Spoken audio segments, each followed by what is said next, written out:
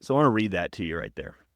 It says at the end of that emotional video of watching several infants, young babies struggle to breathe and coughing.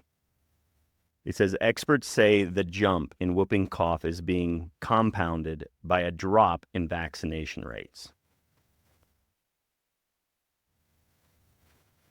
Folks, this is the issue that people like myself and others who are well informed and are reading the science. I'm going to read you some of the scientific studies on whooping cough vaccines, because what they are doing is they are trying to point the finger and say that it's a drop in vaccination rates. That is the reason that they're seeing these outbreaks of whooping cough. The fact is, they openly discuss the fact that the whooping cough vaccine does not work to prevent transmission. In fact, research has shown that those who are vaccinated are the ones repeatedly infected with whooping cough and are spreading it and transmitting it to other people, specifically when you look at that situation, to the younger children, and then infecting them and putting them at risk. It is, in fact, the vaccine that does not work, and it is the reason that we've seen an increase in the youngest populations, infants, dying at higher rates to whooping cough. So I have in front of me a journal, the Journal of American Pediatric Infectious Diseases Society. This title is The 112-Year Odyssey of Pertussis and Pertussis Vaccines, Mistakes Made and Implications for the Future. I'll read you the conclusions. Because of the linked epitope suppression, all children who were primed by the DTaP vaccines will be more susceptible to pertussis throughout their lifetimes. And there is no easy way to decrease this increased lifetime susceptibility. Folks, the study openly discuss in the peer-reviewed medical literature, and these aren't anti-vaccine people, they are discussing how do we make the vaccine effective, but yet you have mainstream media like here in there in Australia saying it's the unvaccinated, drop in vaccination rates that are putting these young babies at risk. But yet scientists in the medical community openly discuss that it's the vaccine and the vaccinated who are spreading it more and getting it more.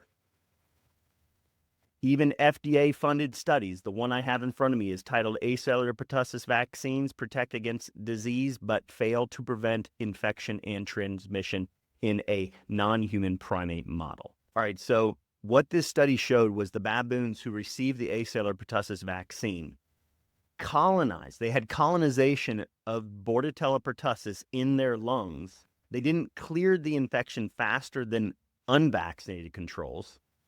But then when they took these baboons who were vaccinated and then infected with whooping cough and put them with unvaccinated control groups, those who were vaccinated, these monkeys, these baboons, spread whooping cough to the unvaccinated.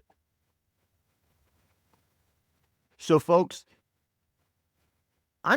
you guys can have the option to put in the comments, like I've said in several recent videos here, is this ignorance or is it evil? I'm going to land on the side of evil here because it's so readily available in the medical literature that the whooping cough vaccine does not prevent transmission. So saying that the vaccinated are somehow protecting children better and that the unvaccinated are responsible for these outbreaks is completely unscientific. They are just trying to create hatred towards people like myself who select not to vaccinate our children. And in fact, when you read studies like this, the unvaccinated who catch whooping cough naturally, fight it off one time like my son, they are actually the ones that protect society the best because they have the strongest and most efficient ability to fight off that bacteria and then not spread it to other children. And I'll go on one more study. They showed that an increase in deaths, this is the title, increase in deaths from pertussis among young infants in the United States in the 1990s. What they found in this study, I'm going to sum it up for you.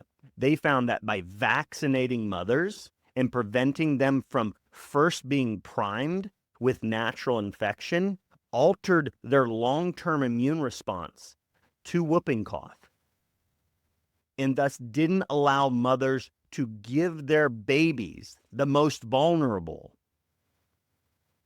the ability to fight that infection off efficiently during their first few weeks to months of life. It was because of the vaccine that we saw an increase in deaths from pertussis in the most vulnerable population, because by getting a vaccine, it alters your immune response to that pathogen when you were vaccinated first, before natural infection, and then alters your lifelong immune response to that pathogen. Thus, you don't give the protective antibodies to your infant when they get it. From who? From somebody who's vaccinated. And that's what they found. It was more common than any other way in which an infant got whooping cough. It was more common for them to get it from their vaccinated peers, their vaccinated siblings, they found.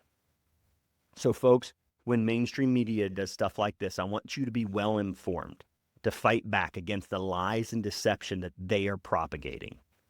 It is not the unvaccinated, it is not the drop in vaccination rates that are creating outbreaks of whooping cough. It is in fact the vaccinated.